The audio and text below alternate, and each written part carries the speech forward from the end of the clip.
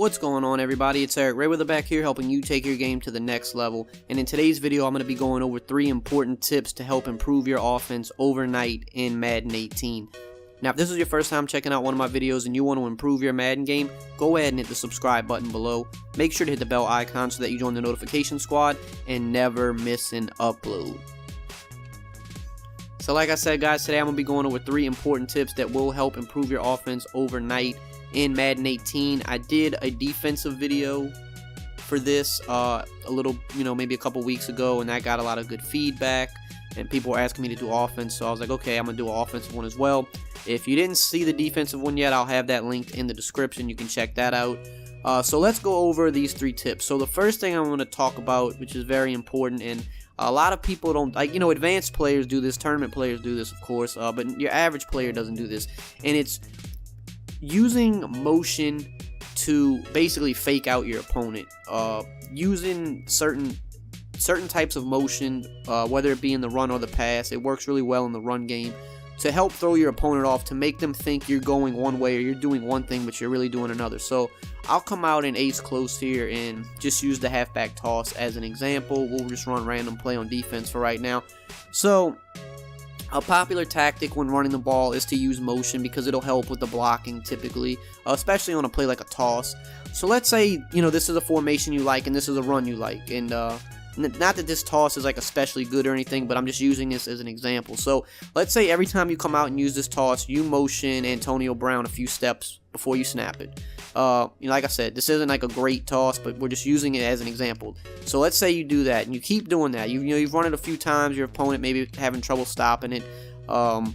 You just keep using that motion. So it's kind of a giveaway in a sense, right? Like, okay, every time he comes out in this formation, he does this little motion, he runs the toss play. And your opponent's going to, obviously a good opponent or a decent opponent even, is going to start to catch on to that. So what you do then is, once you have him already thinking like, alright, he's going to run a toss to the left, that's when you flip your run. But you still use the same motion to make him think. Now you would think, okay, well if you're running the toss to the right, wouldn't you motion the right guy? Yeah, you can still do that sometimes as well, but when you want to fake your opponent out, still use the same motion over here. Now he thinks you're going left, but you're actually going right.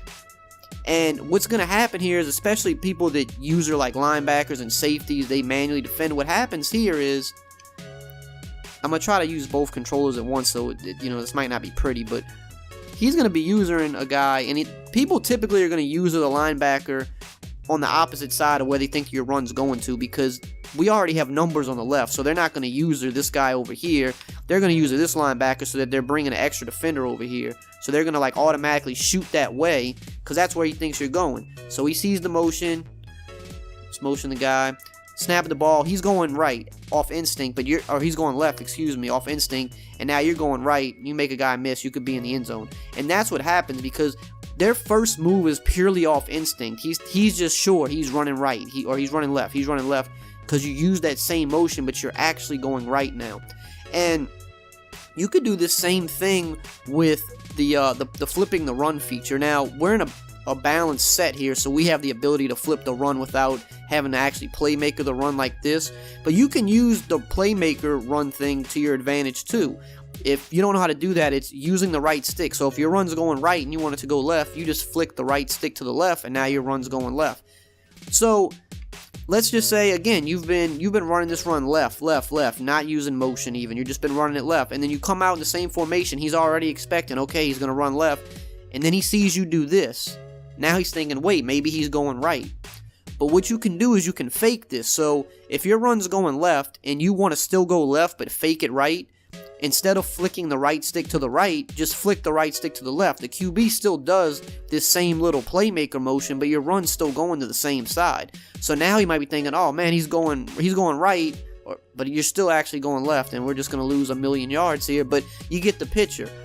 You're just trying to fake your opponent out and give him something else to think about. You want to make him hesitate. If you can make him hesitate on defense with his user, you're going to win a lot more of those battles. So let's go look at another example of how you might do this. So let's say you were in trips tight end and whatever play it could be. We'll run X under, so, and it will just come out in random defense again. So let's say this is a play you love to do, and you like to run it like this. You like to put X on a slant, and you want to motion him over and motion snap him. Something that's, popular to do out of trip sets. And then, you're just reading the defense and, throwing to whoever you think's open, yada, yada, yada. Now, when you go to run the ball out of this formation, you should still use that same motion. Don't think just because, well, I'm running the ball now. Maybe if you're trying to quick snap them because you see something, that's different. But if you're just going to the run, don't think that, oh, well, I don't have to do the same motion because now I'm not passing, I'm running it. No, still use the same motion because, you're going to make his user hesitate now. You're going to make him think, oh, he's going to that same pass play. But no, actually, you're running an inside zone now. And you might cause him to jump to a certain receiver that he thinks is on a certain route, but you're actually running the ball now. So it's all just about, when you use motion, use it universally. Don't just use it on that one player. Don't just use it every time you're running to that side. Flip your play sometimes, but still make it look like the previous run or the previous pass, but now you're going to a different spot of the field. That in itself will frustrate a lot of people you run into online. So that one was kind of long, but I wanted to get, a little in depth with it to really explain it. So let's talk about number 2 now, and this is knowing when to run the ball and when to pass it out of shotgun. Now, there's not like just necessarily a rule that says, oh, you have to run, you have to pass. But let's say, for example, actually, I don't want to use this. I want to come out in a different formation. Like, this is especially good for, like, if you're in a trip set. So let's say we'll go back into the trips tight end, and let's just say most people, like this year, a lot of people like to play 3-4 defenses. So what do you notice right here is that the box is favorable because the defense isn't base aligned. Now, a lot of people base align on defense, but base align was put in the game to help better defend compressed sets like bunch and snugs and bunch tight end, things like that. If your opponent, or if you're in, in a trip set or a spread set, it's actually technically better to not base align because you're leaving the defenders over the wide receivers. You're not bringing them in. But let's say in that case, they're not base aligning. So look at the box here, especially to the left side. You can tell that there is a vacated area there. Like it's not crammed with 7 or 8 guys. Like there's obviously space right here in this area where I'm circling with Wagner. There's obviously a big gap there. So you see something like that, you should always audible to the run because, yeah, you maybe you get stuffed, maybe somebody block shed you, but you're putting yourself in the best position to succeed here because you have a numbers advantage right there. So you're going to try to hit that hole, and look, we got about 5.5, 6 yards. Those are the little things that really separate good players from great players. You see that the box is open, you take it. Now, on the opposite side, if they base align, now look at the box. Now the box is pretty crowded. That's not to say you still couldn't run successfully, but that's probably not the best option. So if they have everybody in the box and you look out here, this is when you have to read the defense pre-snap. This is where, it really does help take your game to like that next level. So if you look pre-snap, what automatically looks open? The flats. Now, are the flats open? We don't know. But if we're looking pre-snap, that is the only area of the field that looks open. That we can see on the left, we have 3 wide receivers and there's 1 cornerback out there. There's a linebacker on the inside of the B receiver, but we have a numbers advantage. So that flat is likely open. It might not be. They could be in a cover 2 hard flat, but we're putting ourselves in the best position to succeed. So you see that. Maybe you want to set up something where you have a fade to X, you have Y on a flat route, maybe you put B on like a hitch, basically like a stick concept, because that flat looks open. It might not be, but maybe it is. So we snap the ball and yeah, the flat's open. We see it, we throw it immediately. We just got 10 yards on a flat route because we read the defense pre-snap. We saw that they brought everybody into the box. Maybe we've been running the ball, so they bring people into the box. So we say, okay, well, if you're bringing people in the box and you're going to leave the outside of the field open, we're reading that and we're attacking it and we're getting easy yards. Now, yeah, maybe they're in a cover 2 hard flat, right? So maybe this is the defense they're in and they're ready to defend that. But this is why you have to have other routes on the play to read it pre-snap. So we see this and we're like, okay, we'll throw it to the fade now because we saw that cornerback jump down into the flats. You still have to read the defense post-snap, but reading it pre-snap too will help put you in the best position to succeed. It's not, your pre-snap read is never going to be correct 100% of the time, but you just want to, like I said, you're just putting yourself in the best position to succeed. Okay, here again, they didn't baseline. They're leaving the box a little bit more vulnerable, so we're going to run the ball. And yeah, we got block shitted there and only got about 3 yards, but it's okay because we still did the right thing. We called the right play. So that's just a little something I think a lot of people don't really understand when to run the ball. Teams do that in real life NFL. If you see, like, especially the Patriots, Tom Brady, like, they run a lot of inside zone. If that box isn't filled and Brady thinks that, like, he's got a good chance at his running back picking up 5 yards on that inside zone run, he's going to check to that inside zone run every single time. So just notice how the defense is lined up, how many people are in the box. There's only 5 or 6 people in the box and you got 5 linemen and a tight end. You have a good chance of getting good yards there. If they have 7 or 8 guys in the box, the flats are probably open.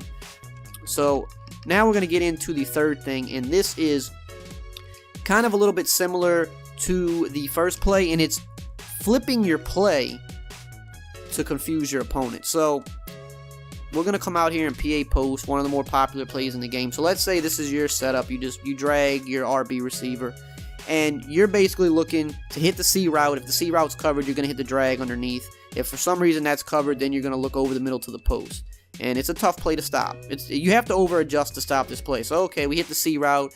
Let's say you hit that C route a couple times, and now your opponent's like, all right, I'm gonna make sure I got cloud flats on the field because he keeps killing me with this C route. And you're still running your play. This is your money play. Okay, they stopped the C route, but now they left the flats open. You've hit that a few times. You run it 4 or 5 times. Now your opponent's like, all right, I'm gonna use like a cover 3 Mabel look here because I'm just sick of this. He's hitting the flats and then he's hitting the C route. So I'm gonna use a cover 3 Mabel over here. Okay, I'm gonna drop this guy in a hook zone here, or drop him deep to help maybe man him up on A, to help stop the post, and then I'm gonna use the crossing route over the middle. So you let them do that. You let them set up your defense. You sit at the line of scrimmage for a minute. You set up your play. You drag B. You're ready to go. Your play is good. You don't hike it right away. You give them about 10-15 seconds. Let them set their defense up. Like, all right, you good? You ready to go? Bam, flip the play.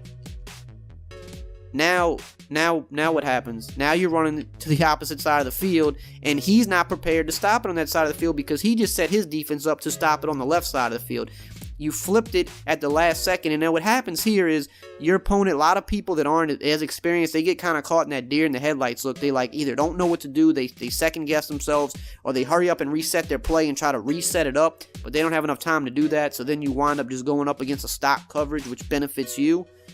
That is like a pro tactic. If you watch tournaments, you'll see people do that. They'll set up their defense and they'll chill, wait, and then bam, they flip the play, and look how quick they get set up. Like, it's not enough time for you to reset up your whole defense. And now, I just do a belt pick there like an idiot. But the fact remains is, like, they're going to set up their play or their defense to stop one side of the field. And now you're flipping it, and they're not prepared to stop it on that side of the field. So you're just playing mind games with them. And it's important to know that when you do flip your play, that you want to immediately start spamming the A or X button depending on what system you're on, because that makes the guys run faster. If you just flip the play, it's going to take them a little longer to reset, but if you start spamming the A and X button right after that, they're going to get set up a lot quicker and run to their position quicker. So that's like another pro tip within a pro tip. Like, you need to make sure you do that. And then one more thing with using this tactic, instead of just flipping your play, again, let them set their defense up. So he's setting his defense up to stop you to the left, because every time you run this formation, you run this play, you're attacking the left. And then after he gets set up, you just switch formations. Bam, you go to PA crossers. Like I said, spam A or X. Hurry up and put your hot routes in, because now that you're going to a different formation, you have to reset up your hot routes, but it doesn't take that long. Now you got a play that's going to the right, attacking the right side of the field. He wasn't ready, and we threw the ball out of bounds. That was a bad throw, but he wasn't ready to stop that play. He was set up to stop PA post. Now you audible to trips and went PA crossers and attacked the opposite side of the field. So those little things, basically this whole video more so is about, you need to trick your opponent. Make it hard on him. Make him think you're doing one thing because he got conditioned to being like, okay, he keeps doing this, and then as soon as he thinks he's caught on to you, flip the script on him, and he's going to be lost. So Implement this into your game. I guarantee you it will help your offense tremendously, literally overnight, if you can start implementing this. If you guys enjoyed this video and found it helpful, as always, just drop a like, comment, subscribe, and I will see you guys next time.